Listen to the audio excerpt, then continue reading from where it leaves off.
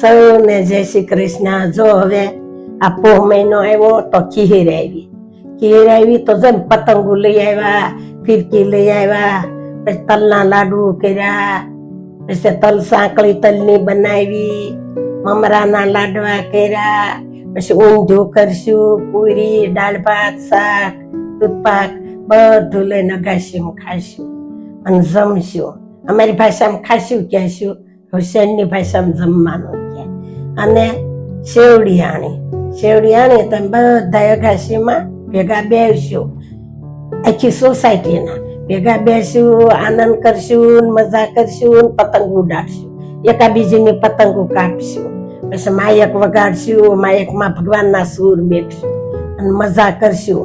તો બેનો સૌ મજા કરજો અને આ પોહ મહિનાની ઉત્તરાયણ સૌ ઉજવજો અને બાના જય શ્રી કૃષ્ણ.